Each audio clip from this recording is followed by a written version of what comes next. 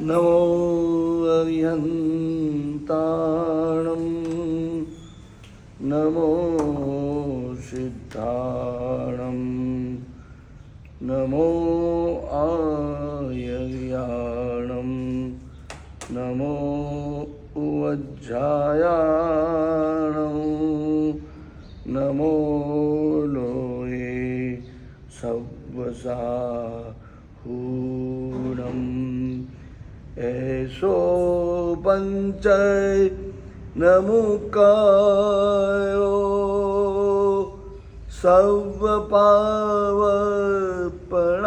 सर्वपावपणासनो मंगलाणो च सर्वेषु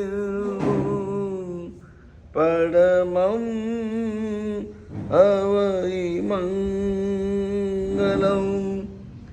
जय जगजीव जोड़ी वियाळो जगगुरु जगानंदो जगना हो जगबंधु जय जगपियामहो भयवं जय ईशुयाणं पवो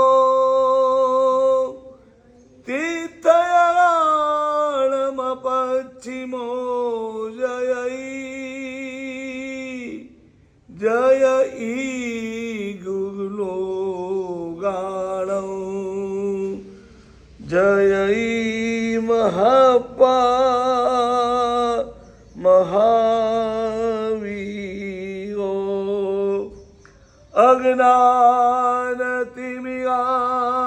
अज्ञानतिमिरान्धानां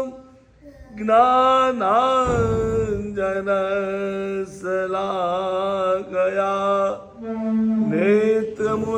नेत्रमुन्मीलितं येन तस्मै श्री गुरवे ओंकारं बिन्दुसंयुक्तं नित्यं ध्यायन्ति योगिनः कामदं मोक्षदं चैव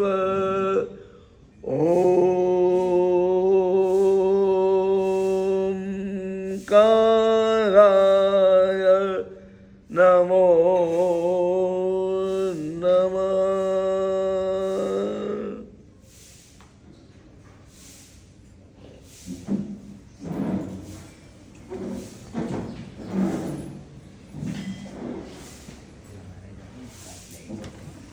धन धन श्री अरिहंतने धन धन श्री अरिहंतने जेणे ओळखाव्यो लोक सलूणा जेणे ओळखाव्यो लोक सलूणा ते प्रभुनी पूजा विना रे ते प्रभुनी पूजा विना रे जन्म गुमाव्यो फोकस लूणा जन्म गुमाव्यो फोकस लूणा धन धन श्री महावीर ने धन धन श्री महावीर ने जेणे ओळखाव्यो धर्म सलूणा जेणे ओळखाव्यो धर्म सलूणा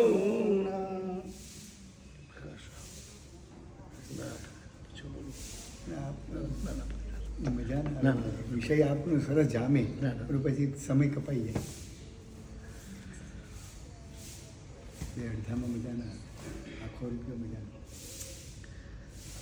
जिन शासन के महान ज्योतिर्धर और 1444 ग्रंथ रत्न के प्रणेता आचार्य प्रवर श्रीमान हरिभद्र सुरेश्वर जी महाराज साहब योग दृष्टि समुच्चय नामक ग्रंथ रत्न के अंदर संसार का जो एक सनातन सत्य है जो हमें अवश्य कबूल करना चाहिए, वो सत्य समझाते हुए फरमाते हैं कि दुनिया का कितना भी बड़ा आदमी हो, कितना भी बड़ा व्यक्ति हो, उसके जीवन में एक दिन वो जरूर आता है जिस दिन उसे जाना पड़ता है, और जाना भी जो पड़ता है कुछ भी साथ में नहीं, सब कुछ यही छोड़ के जाना है. जो छोड़ के जाना है वो छूटने वाला है, नहीं छोड़ो तो भी छूटने वाला है, छोड़ दो तो अच्छी बात है, नहीं छोड़ा तो भी छूटने ही वाला है. उसके लिए पूरी जिंदगी हम बर्बाद कर देते हैं. और साथ में जो ले जाने जैसा है, एकमात्र जो साथ में आ सकता है, जो आत्मा का परम बंधु है, परम सखा, परम मित्र, जिगर जान दोस्त, और कदम कदम पे आत्मा के काम में आने वाला, हर समय आत्मा के लिए 2 कदम आगे पहुंच के खड़ा रहने वाला, ऐसा जो धर्म है उसके लिए हम कुछ नहीं करते. ऊपर वाले ने हमें एक चीज पूरी दुनिया को समान रूप में दी है, वो है समय. 24 घंटे, चाहे करोड़पति हो, अरबोपति हो, चाहे वो मित्तल हो या कोई भी लाड साहब हो, सबके लिए समय एक समान है. न श्रीमंत को ज्यादा मिलता है, न गरीब को कम मिलता है. और ये पूरा का पूरा समय जिन्होंने दिया है उनको याद करने में तो हम लगाते ही नहीं है. बहुत कम, वो भी कब कोई तकलीफ आ जाए, जब कोई रास्ता नहीं दिखे, लगे कि कोई नहीं है, तो फिर लास्ट में वो है. लास्ट वाले को जो आप फर्स्ट में कर दो ना, तो कभी जिंदगी में तकलीफ ही नहीं आए. जिनको फर्स्ट में रखना चाहिए उसको हमने लास्ट में रख दिया है. जीवन की सबसे बड़ी गलती जो परमात्मा परम करुणा सागर है, जीव मात्र के वो संरक्षक है, अभिभावक है. हमारे माता, हमारे पिता, हमारे भाई बहन, सखा, जो भी गिनो, एकमात्र परम पुरुष परमात्मा है. अकारण, बिना कारण, बिना वजह के वो हमारी सुरक्षा करते हैं, हमारा पालन पोषण और हमें अच्छी तरह से संभालते हैं. उनके लिए 24 घंटे में आप अपनी आत्मा को पूछो कि कितना समय निकालते हैं. और बाकी जो सब यहाँ छूट जाने वाला है और जो हमें दुर्गति में ले जा सकता है, ऐसा जो परिग्रह नाशवंत पदार्थ, आत्मा से एकदम ही पर भिन्न और क्षण भंगुर नाशवंत, जिनका स्वरूप ही है सड़न पड़न और विध्वंसन, पुद्गल का ये स्वभाव है, उनके लिए पूरी जिंदगी हम जो है कुर्बान तो खाएगी. अच्छी चीज के लिए तो कुर्बान, बर्बादी बराबर लगता है. जिसके लिए कुर्बानी करनी चाहिए उसके लिए कुर्बानी हम करते नहीं है. कुर्बानी के लिए 3 तत्व है, देव, गुरु और धर्म. और बर्बादी के लिए पूरा संसार पड़ा है. संसार के लिए जो भी हम करते हैं वो एक तरह से आत्मा की बर्बादी है. और जो देवगुरु धर्म को कुर्बानी जो कर दी, फिर तो क्या कहना है, क्या नहीं हो सकता. और कुर्बानी आप भले देने जाओ, कुर्बानी देने की जरूरत नहीं पड़ती, वो एक खाली परीक्षा होती है. राजा की नगरी के अंदर इतना माहौल खराब हुआ है, नगरी से बाहर निकलने की कोई हिम्मत नहीं करता. बाहर कोई एक आदमी तैयार हुआ है और जिसका नाम है अर्जुन माली, और उसका एक नियम बन गया था, सुबह उठ के कम से कम 6 पुरुष और एक स्त्री, ऐसे 7 मनुष्यों की हत्या वो पहले करता और उसके बाद में वो चैन से बैठता, तब तक वो चैन से नहीं बैठता। रोज की 7 मनुष्यों की हत्या, 6 पुरुष और 1 स्त्री, कई लोगों को उसने ऊपर पहुंचा दिया, मौत के घाट उतार दिया।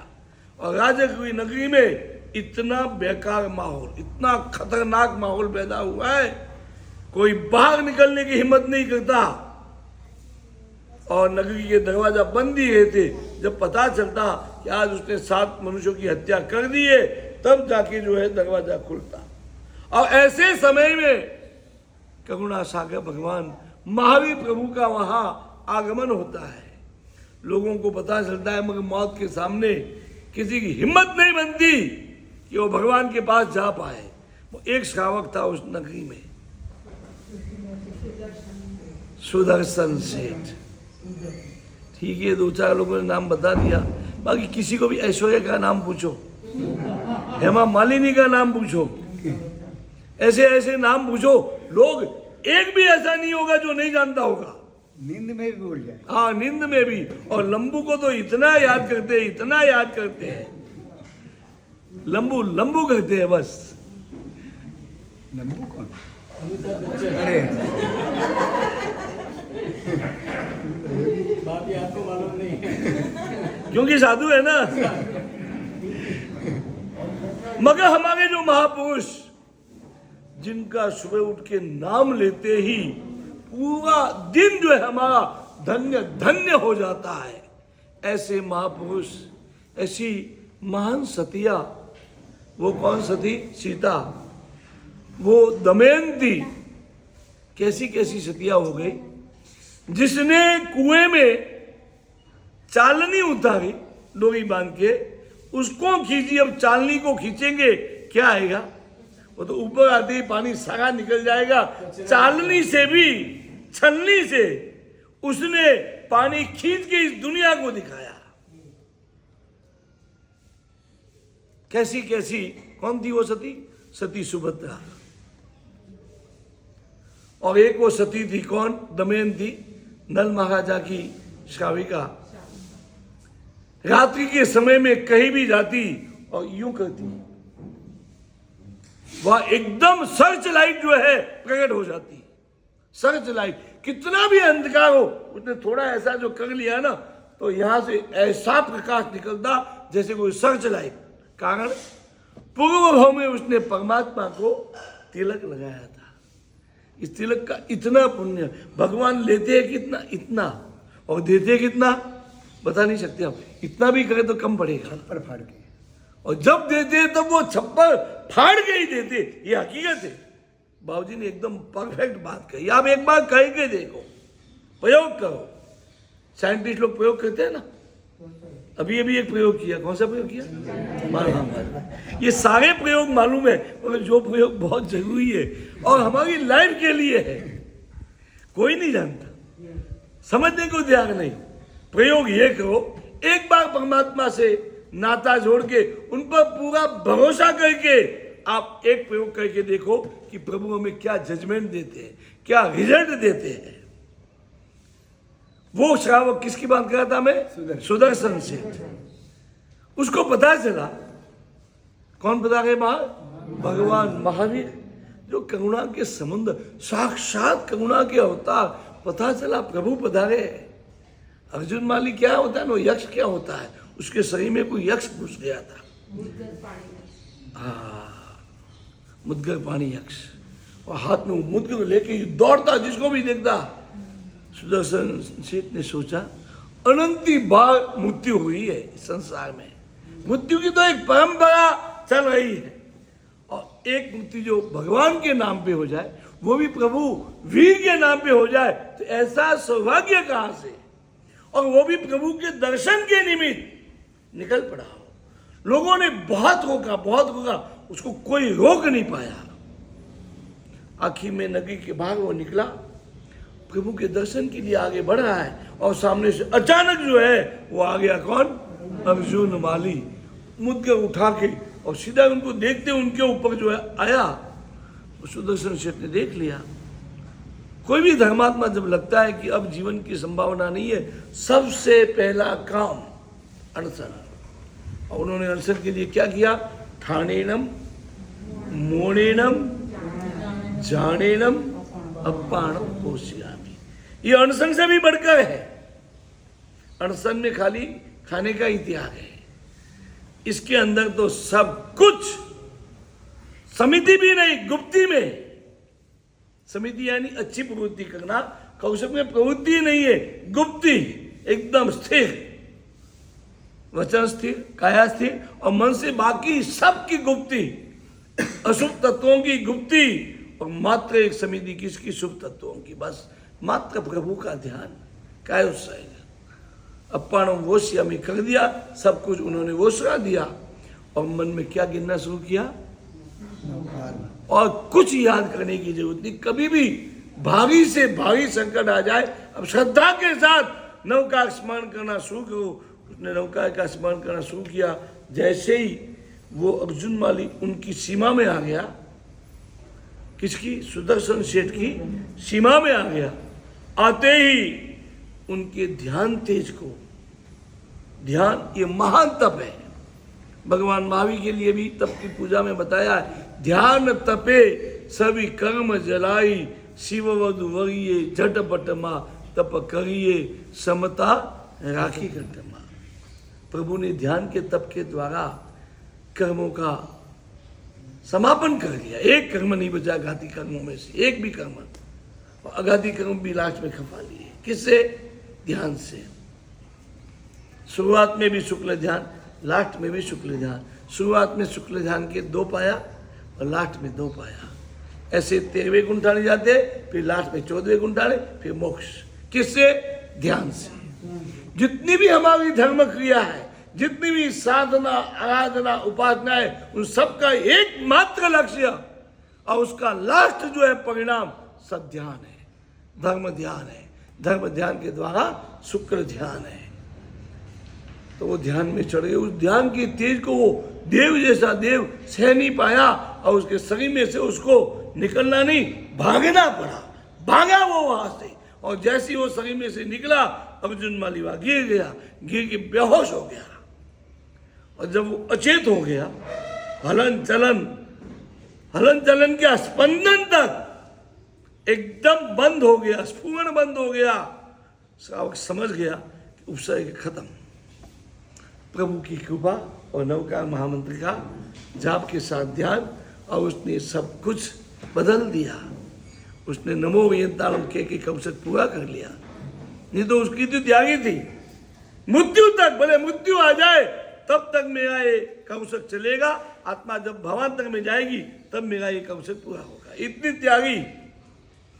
और जिसके लिए आप त्याग देते हैं ना, फिर वो आपके सामने जो है सरेंडर हो जाता है। मौत के लिए भी आप त्यागी रखो, तो कभी कभी त्यागी रखने पर जो है मौत भाग जाता है।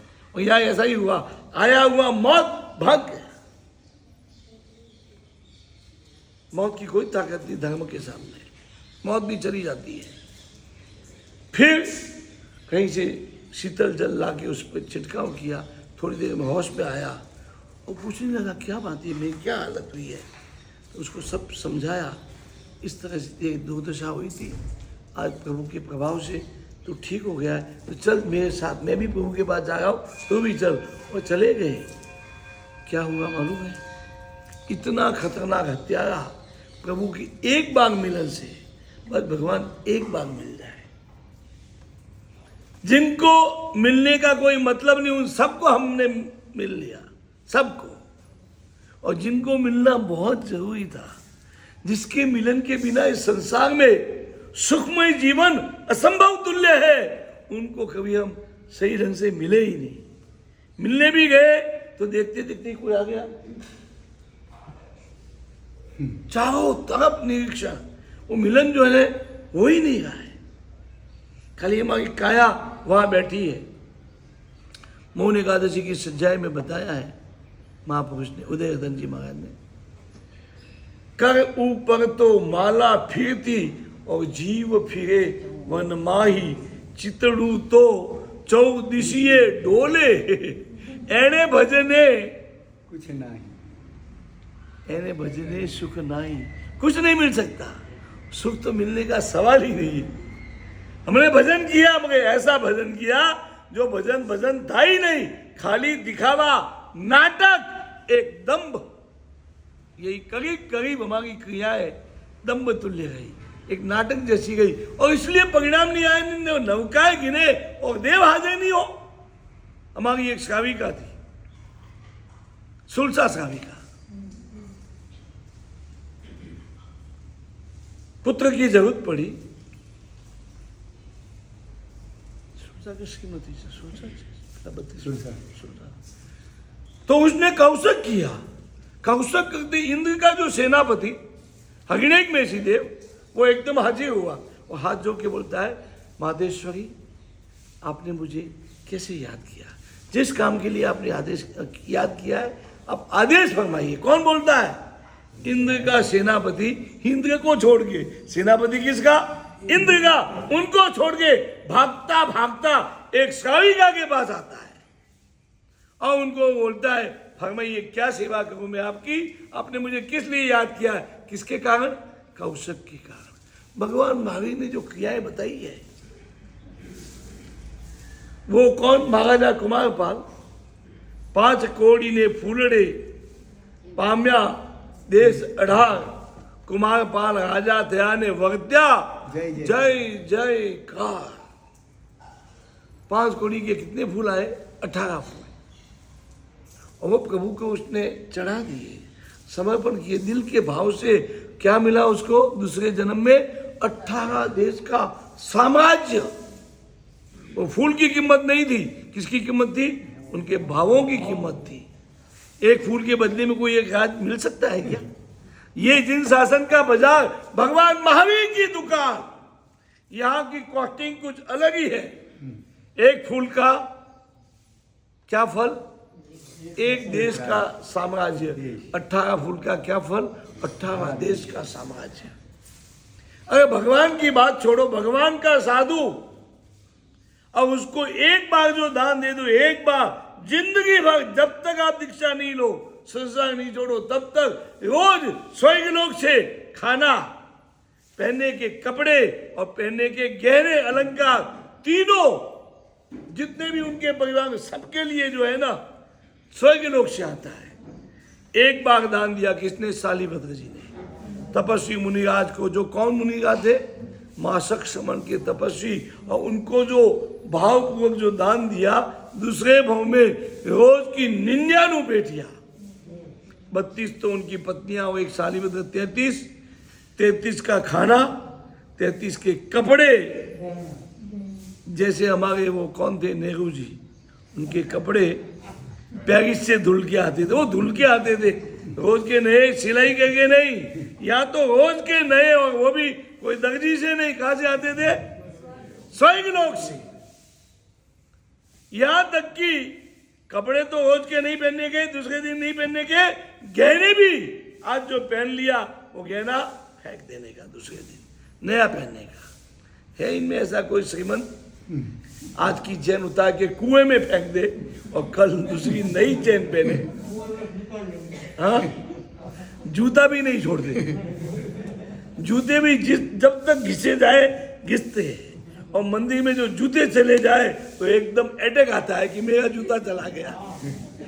और ये शालिभद्र यानी मुनि भगवंत को भावपूर्वक जीवन में सिर्फ एक ही बार सुपात्र दान देने वाला एक उत्तम जीव, उत्तम आत्मा। और वो गहने तक जो है, और उसके गहनों के सामने सैनिक महाराजा की अंगूठी जो वहां घी के गहनों के बीच में, तो दिखने में ऐसा लगता हो कि हीरो के बीच में कोई कोयला पड़ा हो। और सैनिक महाराजा को खोजनी पड़ी, भाई मेरी अंगूठी कहाँ गई, मेरी अंगूठी कहाँ गई। और यहाँ तो गहने के गहने सब कुएं में। ये पुण्य किससे मिला? भगवान महावीर की दुकान से मिला। एक बार आप सौदा करके देखो, जो आप सौदा कर रहे हो ना, उन सौदों में कोई माल नहीं है, गलतफहमी है, एक भ्रम है। जहां सौदा करना है वहां एक बार करके देखो, भगवान के साथ करो, गुरु के साथ करो, धर्म के साथ, देव गुरु धर्म के साथ एक बार आप करके देखो क्या फल मिलता है। वो कौन? शालिभद्र जी के साला जी, क्या नाम था उनका? धन्ना जी। इनकी जोड़ी थी धन्यवाद। उन्होंने भी सुपात्र दान दिया जीवन में। बस जहां जाता खेती में, खेती को खेड़ते ना, वहां से धन के चरु निकलते। मसान में से जाके कोई खाट लाए, खाट को तोड़े तो करोड़ों की कीमत के हीरे निकलते। जिसमें हाथ डाला, कोयले में हाथ डाला, वहां से जो है हीरा निकलता। क्या कारण? क्या कारण? एकमात्र कारण धर्म। यही धर्म यहां भी काम आएगा और परलोक में भी काम आएगा। और सोचते सोचते आप ऐसे ही जिंदगी बिता दोगे, हाथ में कुछ नहीं आएगा। जो भी करना है, वो एक अनुभवी ने कहा है, काल करे सो आज कर, आज करे सो फिर क्या बोला है, मूर्ख पछताएगा, कल करेगा कब। कल आती नहीं है, और कल जो कल ही होता जाता है, कल कभी नहीं आती है। जो करना है, एक महापुरुष ने लोक भाषा में, गुजराती भाषा में बहुत सच्ची बात बताई है। जीवने जमड़ानु तेड़ू ज आव्यू, एक स्तुति है, उसकी लास्ट स्तुति है, चौथी स्तुति है। पहली स्तुति भी सोचने जैसी है। उपवास कहूँ तो भूख ज लागे, ऊनू पानी नवी भावे जी। आंबिल कहूँ तो लुखू न भावे, और नीवी डूचक आवे जी। नीवी क्या होता है? ऐसे होता है, डूचे आते हैं। नीवी डूचक आवे जी। एकाग्र कहूँ तो बेसी न सकूं, और निंदा करूं सारी रात जी। पूरी रात निकल जाए तो भी पता नहीं। जो किसी की बुराई करने को बैठ गए ना, एक के बाद एक, कौन से कहां से दिमाग में फटाफट आता रहता है। कोई निंद का नामो निशान नहीं। और जैसे ही माला गिनेंगे ने, एकदम झटका, एकदम जो का आएगा ही आएगा। किताब पढ़ेंगे तो भी नींद आएगी। कोई भी धर्म का काम करने जाते हैं ना, ये सब हाजिर हो जाते हैं। और संसार के काम में इसलिए ज्ञानी ने लास्ट में बताया, ये सब जो तुम्हारी हालात है, तो लास्ट में जीवने जमड़ानु तेड़ू जा आव्यू।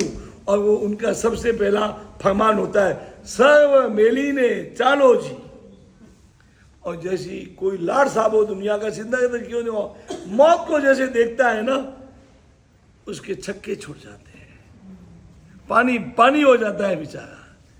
तो वो देखता है कि मौत आ गया, जमराज आ गए, तो वो हाथ जोड़ के बोलता है, रहो रहो जमड़ा जी, आज नो दाड़ो। क्या बोलता है? आज का दिन ठहराओ एक दिन।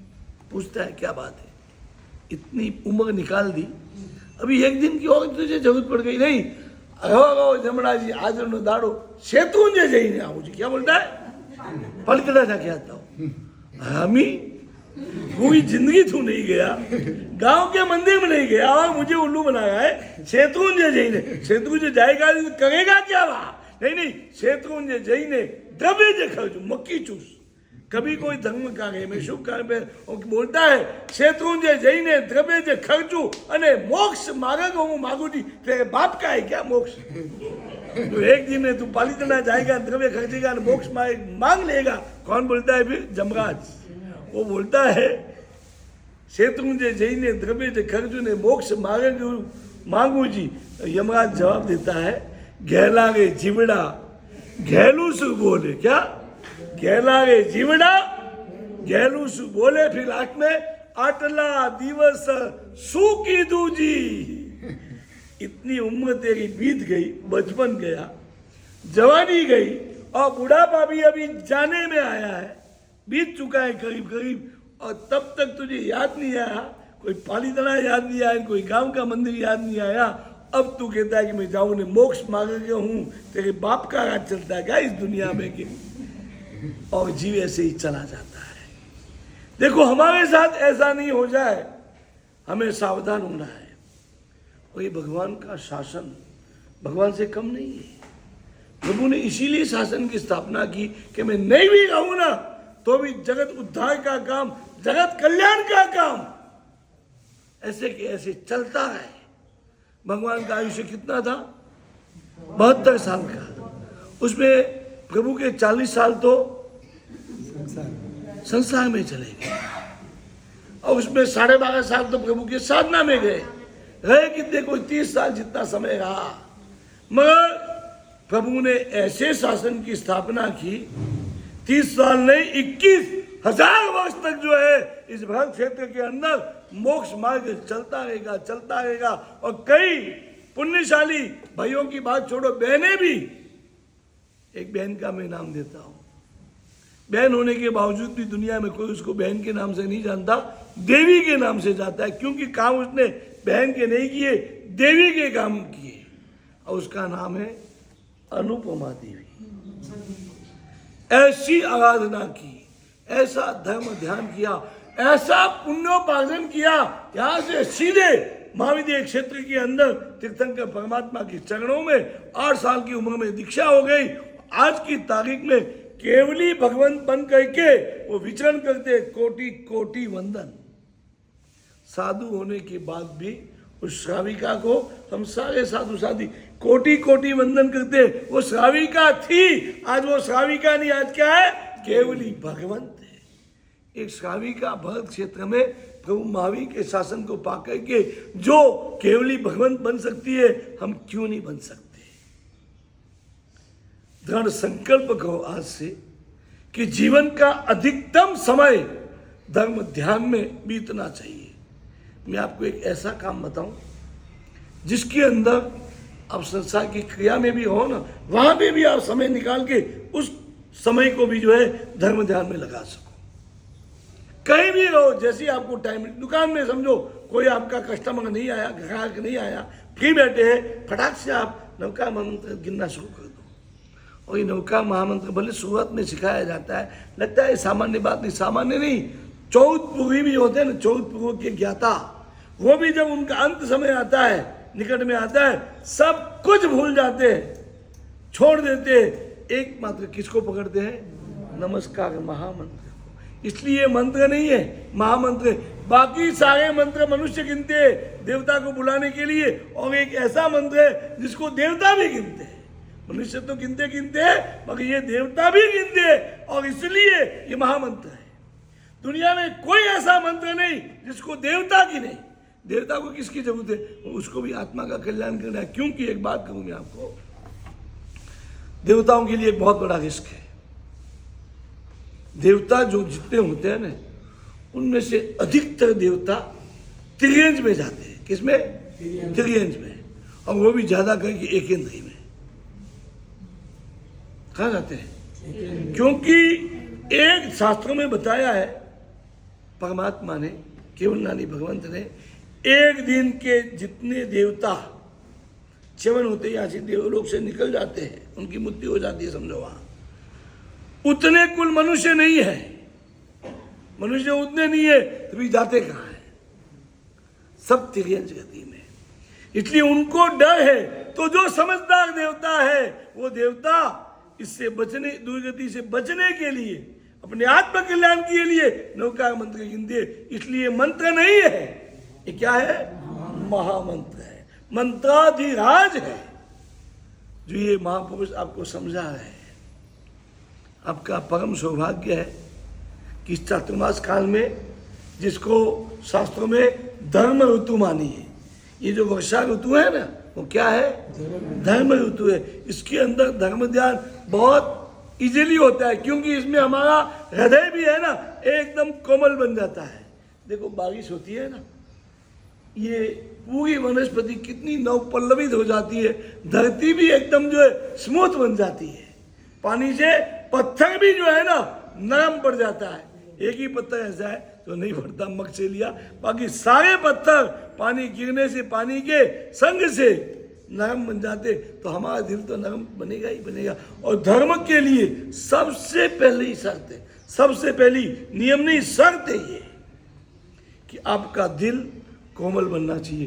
दिल जो कठोर है, आप धर्म के काबिल हो ही नहीं सकते। धर्म की सबसे पहली योग्यता क्या? कोमलता। किसकी? हृदय की, मन के भावों की कोमलता।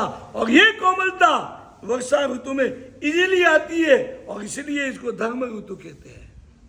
और इस ऋतु में जो साधु पुरुषों का जो समागम हो जाए, आप तो बहुत अच्छे लोग हो, मैं एक नंबर के बदमाश, पापी नहीं महापापी, पापियों के सरदार ऐसे आदमी की बात करता हूं, जिसका नाम शास्त्रों में बताया है चिलाती पुत्र। वो भागते भागते भागते जंगल में पहुंचा है, और कैसे भागा है मालूम है? डाका डाला था, और वहां डाका डालने के पीछे धन के साथ साथ मेन उनका लक्ष्य था, कोई सेठ थे, सेठ की एक लड़की थी मनोरमा नाम की, उसको उठाना था, और उसका उठा भी गया, उठा के वो भागा। सेठ को पता चला, राजा के सैनिकों को साथ में लेके पीछा किया, इतना जबरदस्त पीछा किया कि वो मनोरमा को लेके जो भाग गया था, तो उसके वजन की वजह से स्पीड बहुत कम हो गई थी। तो उसको लगा कि अब मैं पकड़ा जाऊंगा, बेमौत मारा जाऊंगा। उसने देखा अब क्या करूं, इसको छोड़ भी नहीं सकता, रख भी नहीं सकता। उस समय देखा कि इसका जो प्यारा चेहरा है ये मैं रख लेता हूँ, और अकेला चेहरा होगा तो इतना वजन नहीं है कि भाग जाऊंगा। और उसने फट से जिसको वो, इस संसार बहुत विचित्र है, यहाँ का प्रेम जो है ना, कैसा प्रेम है कुछ कह नहीं सकते, बोल ही नहीं सकते, इसका वर्णन ही नहीं हो सकता। वैसे प्रेम एक दिव्य वस्तु है। ये प्रेम यदि निर्मल होता है तो संसार में भी स्वर्ग का माहौल बना देता है, खड़ा कर देता है। मगर ये संसार है ऐसा कि उसको भी जो है ना बिगाड़ देता है। ये प्रेम था जिसके प्रति उठा नहीं पा रहा था, तलवार का एक झटका मार के उसका सिर काट दिया, धड़ फेंक दिया, और वो जो है सर लेके भागा, आगे बढ़ता गया। सेठ ने देखा बेटी की तो मौत हो गई, अब किसका पीछा करना है, काहे के लिए करना। सेठ मुड़ गए और वो जंगल में भाग निकला। बहुत आगे जाता है तो उसकी दृष्टि के सामने एक साधु महाराज जो है कौशक ध्यान में खड़े हैं। साधु को देखते ही साधु का दर्शन भी अद्भुत होता है। शास्त्रों में बताया साधु नाम दर्शनम पुण्यम, सिर्फ दर्शन भी पुण्य है, महापुण्य।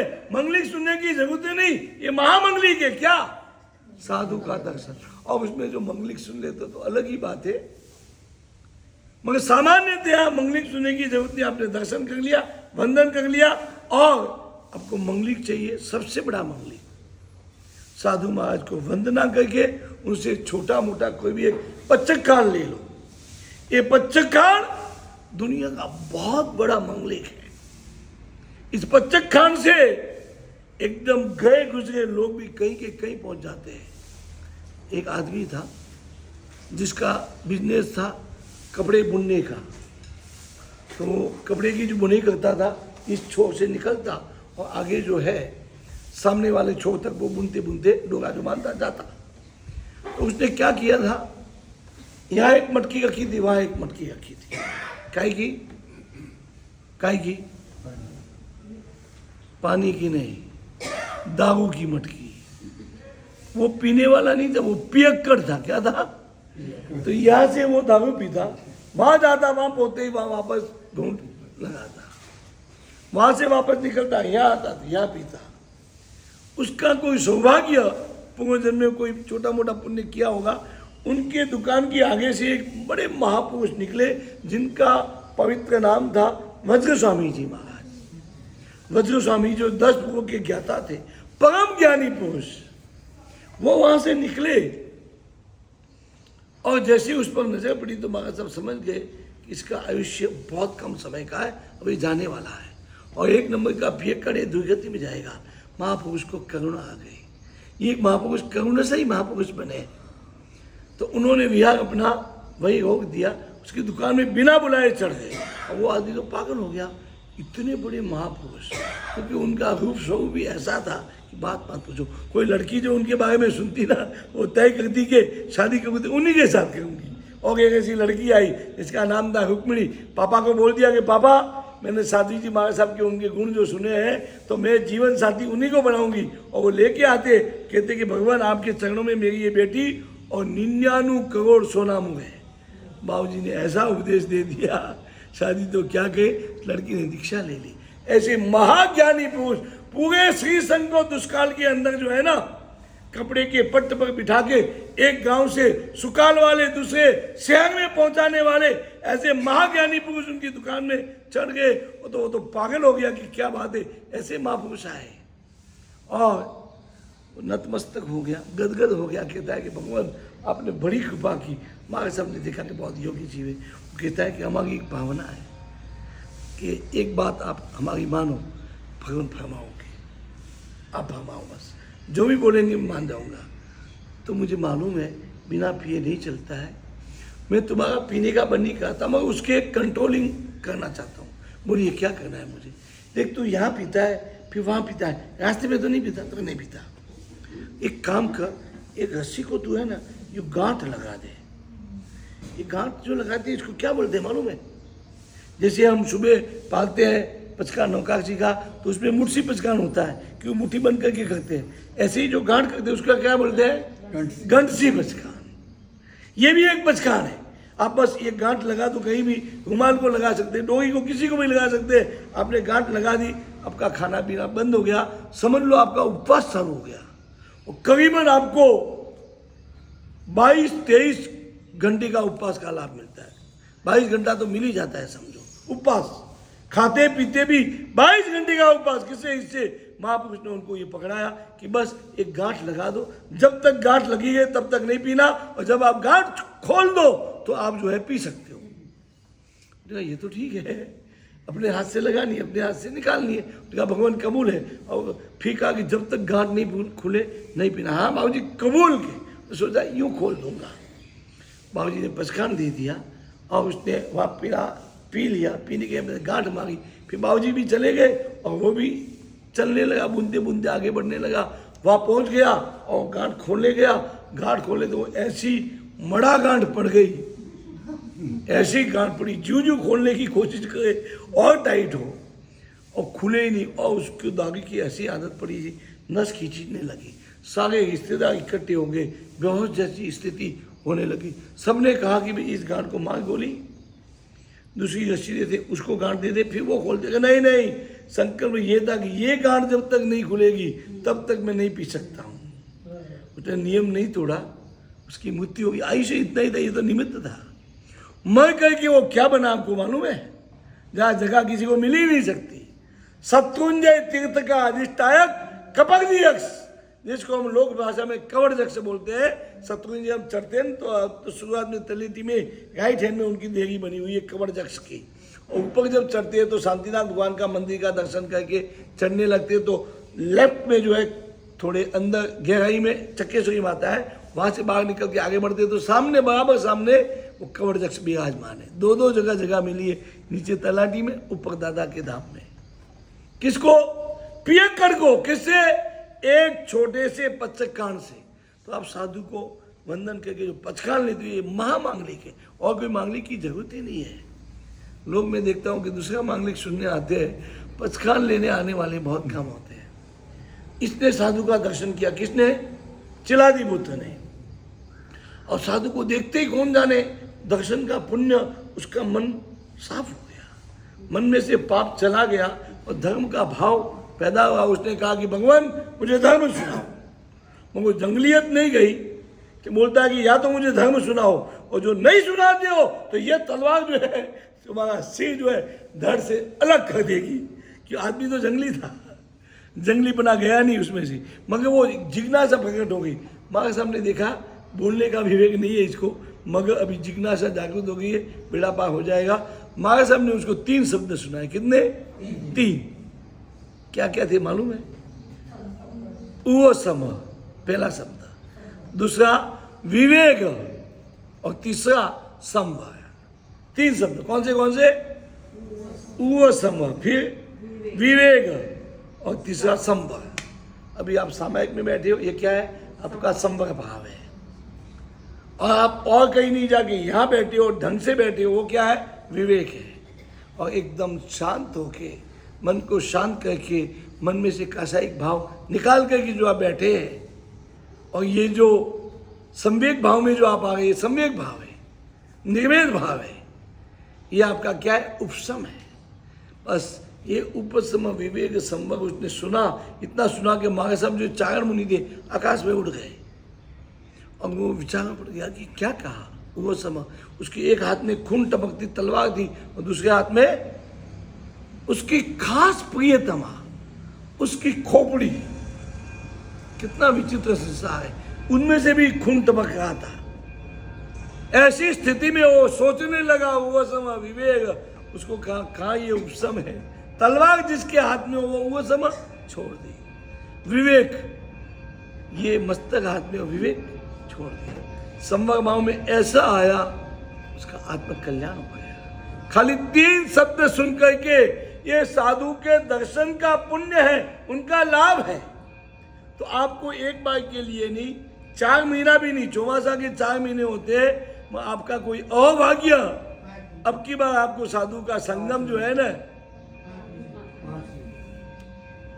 शास्त्रों में कहा है, चंदनम शीतलम लोके चंदनादपि चंद्रमा चंद्र चंदन योग मध्य शीतल साधु संगमा। चंदन से ज्यादा शीतल चंद्रमा, और चंद्रमा से भी ज्यादा शीतल साधुओं का संगम है। हमारे सारे कषाय शांत हो जाते हैं। तो ऐसे, और वो भी महाज्ञानी, उनके शिष्य और ऐसे साधु वृंद, उनका जो आपको संगम मिला है, इसका आप जितना उठा सको उतना लाभ उठाओ। धर्म ध्यान में आगे बढ़ो।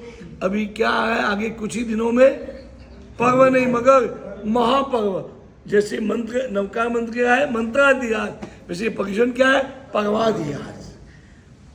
मंत्राधिराज आपको मिल जाए और पर्वाधिराज का अवसर आ जाए, और ये महाराजा तो कुछ नहीं होते हैं। शास्त्रों में कहा है, न राजेश्वरी सो नरकेश्वरी। इसलिए साधु भगवान राजा नहीं, महाराजा धीराज।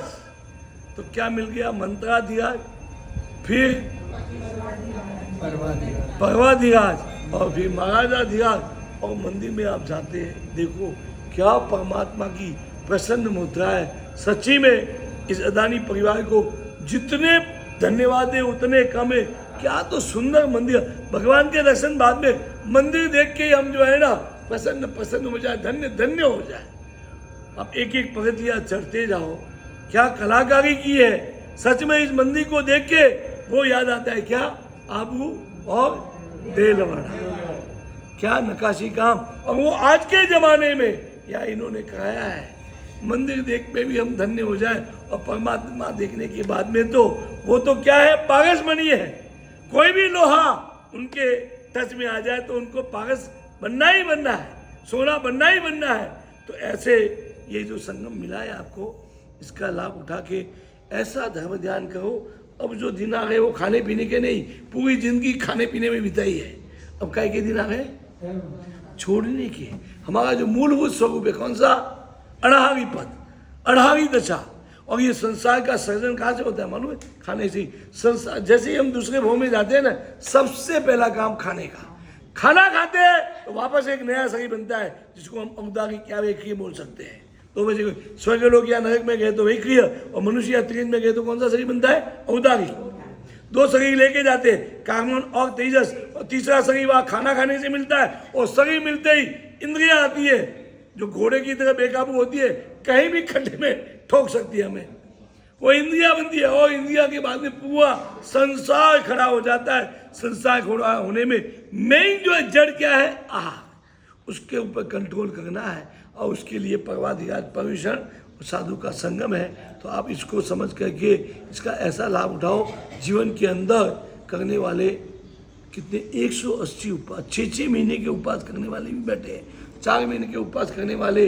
अभी मैं 2 दिन पहले मासक श्रवण का पारणा देख के आया। 31 उपवास एक साधु महात्मा ने किए, और पता नहीं वहम बढ़ जाए कि किए कि नहीं किए। और उम्र भी उनकी 61 साल की, और उस उम्र में उन्होंने जो तपस्या की, धन्यवाद। बस इस तरह की कोई ना कोई तपस्या करके इस मानव जन्म को सफल बना के आत्मा का कल्याण कर। महाराज के गुरु आप मिल गया, महाराज तो इसका गुरु आप हमको मिला। कितना अद्भुत योग मिल गया। चौमासे में मिलना असंभव, कितना बड़ा पुण्य था कि चौमासे में आपको दूसरे आचार्य मिल गए। हम लोग सोच भी नहीं सकते थे। हाँ, पचक खान है कोई उपवास वाला, है कोई अमेरिका का अभ्यास था जो ओके जो गाज मुझे साहब उसी सुबह पकड़ो मुट्ठी से हम 25 खाई, बोलो 25 खानी વિશ્વ આટમ ગામના વગર બચ્ચન ગામ જાણો સાવન આ મિલ વિયો ચક્કાઈ અડધા વગર સસાલ લેવાની ગયા તો કીધું રોજો કે બાગના ભાત ને ગાસન બિયાસન બચ્ચક્કાઈ એમ આટમ ગામના વગર લગા ગયા ગાયો આવને ઉટાન બાગના માણસ લેવડા અલેવા છે ઓલીના સીધા હોશ છે इच्छामि खमासमणोन्यं जामि जायनि सियाय नथेन वन्दामि इच्छामि खमासमणोन्यं जामि जायनि सियाय नथेन वन्दामि इच्छकार सुराय सुरदवशनिंद्रवत् सुख संयम यात्रा नमोषंति स्वामी शाता श्री इच्छामि खमासमणोन्यं जामि जायनि सियाय नथेन वन्दामि इच्छा कर्म भगवान अकुट्यम विंतरायम खामेउ इच्छम खामे विरायम जन्मित्य पतिम परमतिम भक्ति वाणी वणी वच्चे आलवे सल्लावे उचार रे समाज रे अंतर भाषा रे भाषाई जगज मध्य बने संभव भाई नंबर भे जाना हम जाना कर्म श्याम सुखता सर्वम सर्वमंगल मांगल्यम सर्व कल्याण कारणम प्रधानम सर्वधर्माणां जैनम